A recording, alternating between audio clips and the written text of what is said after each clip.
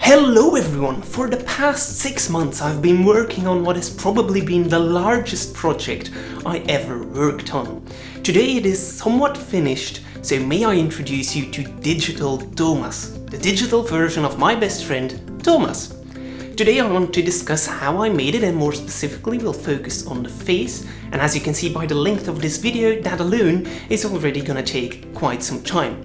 We'll discuss things like the physics of light, a touch of human biology and math, as well as a lot of 3D and technical art. So let's dive into it. At the core of this there is a technique called photogrammetry, whereby you take a bunch of images of an object 360 degrees around, you throw them at a computer, and then that computer will generate a 3D model out of it, the quality of which will depend on the images you took. Now, my first image set I took of Thomas was not really good. Half of his face was lit bluish from a window, and the other half yellowish from an interior light bulb.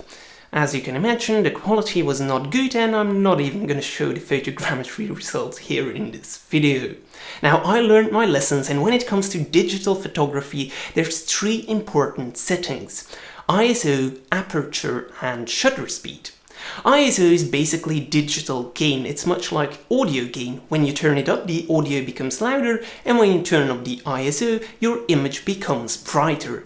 Now, the problem with that is that both audio and digital images contain noise, and when you turn up the gain or the ISO, you'll also amplify that noise, and photogrammetry doesn't like that, so it was key to keep the ISO as low as possible. Second of all, there's the aperture, which is a ring in front of the lens that can open and close. And when it's small, of course, less light will hit the sensor, but you'll get a larger depth of field, which is basically the distance in between objects appear sharp. And I wanted to go with a relatively large a depth of field, because the first time I shot, some images were not in focus, which wasn't really good. And then finally we've got the shutter speed, which is the amount of time that light can accumulate on a camera's sensor. If it's quite large, that's ideal for nighttime photography, where there's not a lot of light, and so light can accumulate for a very long time to make the image appear bright. The downside of that is that if you move the camera whilst the shutter is open, you'll get motion blur, and since I was shooting handheld, I needed a really fast shutter speed to compensate for that. Now, all these settings reduce the brightness of my image, so I needed quite a lot of light, for which I used this industrial light, which I directed straight at Thomas's face. Now, the problem with that is that it casts some very harsh shadows, and to fix that, I put this tracing paper in front of it. And as you can see now, all these harsh shadows have become soft, and actually we don't want any shadows at all, but this was much better than nothing. Now, there's one last problem with these images, and that is that they also have specular lighting in them, which is not something we want. We want to simulate all of the specular lighting when rendering on the computer. Specular light is basically all the light that gets reflected immediately, and usually on dielectric surfaces, which means non-metallic surfaces, it appears as white spots. And to fix that, it turns out you can polarize the light. So if you're not aware, light is basically a wave, and also particles, but we don't need those at the moment. It's a wave that, whilst it moves forward, also oscillates left and right, up and down, in all sorts of directions. But when you polarize the light, it will only oscillate in the direction that you've polarized it. And now here comes the cool part. If you polarize light, let's say horizontally, and the camera's lens vertically, then the images you take with it will only contain the diffuse lighting and will have no specular reflections whatsoever in them. Now, where did I get my polarization filters? Well, very cheaply out of some 3D glasses that you get at your local cinema.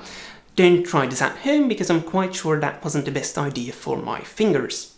As you can see here, when the polarization filters are perpendicular to each other, the light will be blocked, and if they are parallel to each other, they will pass the light perfectly. In cinemas, they use 2 projectors and a horizontally and vertically polarized filter in your 3D glasses, and as such it can filter out the image of one projector for one eye and of the other projector for the other eye. But in my case I didn't need that technique, of course. I used it to only capture diffuse light. So with that I had more than 100 images of Thomas's face, half of which contained the specular light and half of which only contained the diffuse light.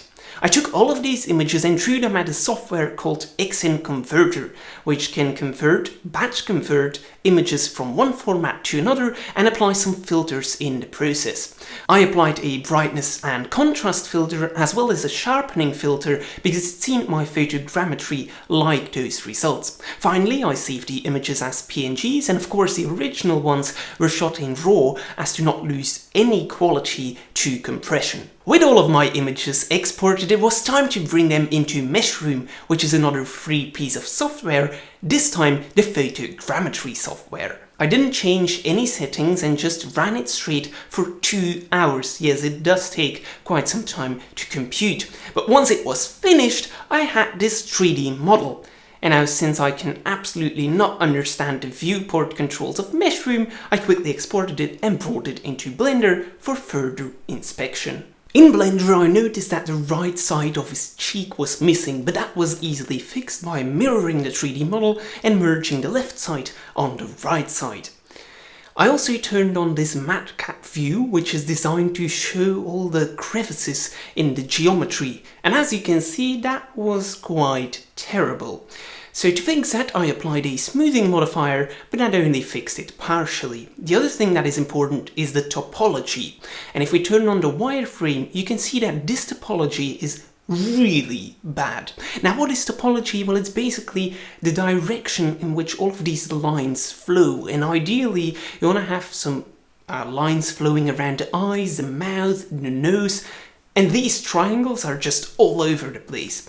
Now, I am not a 3D artist by any means of the word, so I downloaded a base mesh from the internet and then wrapped it onto my 3D scan using Blender's shrink wrap modifier and proportional editing tools. Now I had this uncolored model, so I needed to texture it. And here's a time lapse already quite far in a process called texture painting, whereby you take the image, in my case it was the diffuse only image, project it onto the 3D model, and you can then paint to, well, project it where you are painting. I also brought in the 3D camera positions that my photogrammetry software detected, so I could reposition the cameras or my 3D view to the actual image that I was painting.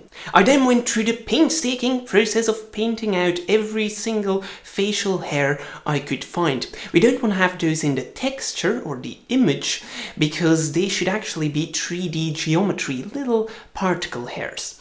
Talking about hair, I worked on the hair next, starting with this very unfinished result, which I just rendered because it looked kind of funny, all the way to this more finished result. And it was at this point that Blender decided to crash. So I had to start all over again with the hair, but this time I did run my screen recorder, so we have this nice time lapse. As you can see, all the tools a normal hairdresser would have are available to me. I can cut the hair, I can comb it, and yes, I can even make it longer again, which I guess a lot of people, especially in these times, would like to be able to do in real life. Now it's time to fix the eyes. As I said, we talk a little bit about human biology, and this is a picture or a side view of a human eye. As you can see, it contains two shells, the outer shell, which has a bulge in it, and the inner shell, which has our iris. Now I modeled these separate parts in my 3D software and then applied a transparent yet glossy material to the outer shell and a texture of an iris as well as a sclera, which is the white part of your eye, to the inner sphere. And this gives us the nice reflection and refraction that real human eyes have. And this is really key to selling the effect because the eyes are the window into our souls. And if they look off, well, the model is not really gonna look that good. Finally, it was time to add some detail onto the skin because right now it looks kinda plasticky. The first thing was to add some bumps, some little microscopic details which just really make it come to life. This is with that applied. However, there still looks something off. The reason for that is that there is no subsurface scattering. And what does that mean? Well, in real life, when light hits a surface, it can do two things. Either it reflects immediately, or it penetrates the surface and then leaves, which gives us the diffuse color. Now, usually we assume that this just happens at the point where the light hits the surface. We assume it just doesn't penetrate that surface at all. And for quite a lot of materials, this just works fine. However, for things like skin, marble or candle wax, light penetrates quite deeply. In case of the skin, it penetrates through all these skin layers that we've got. The dermis, epidermis and whatever other layer. I'm not a biologist. But the idea is that light penetrates quite deeply and bounces around quite a few times before leaving again. And this is what gives skin a rather soft look. And if we apply that effect in 3D, because yes, we can simulate that in Blender, then we get this result, which looks much better and much more believable. With all of these things done, my model is finished. I also added a skeleton so I could animate Thomas, and I've actually got some Instagram stories in which I make him do funny dances. Make sure to follow me there, because everything that I make in 3D, you're gonna see it there first. I also posted these images of my final results on Instagram, and of course this video wouldn't be complete without them. I'd also like to take a moment to thank Thomas for helping me out with this. Of course this wouldn't have been possible without him, so Thomas, thank you so much. Now with that, it is time to look back at the results. You might have heard of the Uncanny Valley, which is this graph that shows how human-like something is versus how familiar it is. On the left side, things are not very human-like at all, and on the right side, we've got real humans themselves. Just before that though, there's the Uncanny Valley. Things that end up in here have something odd about them, which gives us a negative emotional response. Now if you're just before the valley, you've got the perfect mix of stylization and realism. And I guess that is where this digital Domus is at, and also what I aimed for. I was never going to be able to cross the Uncanny Valley and make it hyper-realistic. That was just not going to happen. I'm glad I didn't end up in the valley, because that would have been terrible. I probably wouldn't have made this video in that case, but I think I'm just right in front of it, where it's adorable, it looks cool, but just not realistic. And the difficult part here is that it's kind of difficult to pinpoint what is off and what should be fixed. Anyways, that was everything I wanted to discuss in this video. I hope you learned something, hope you took something away, and with that being said, I'll see you all next time. Goodbye.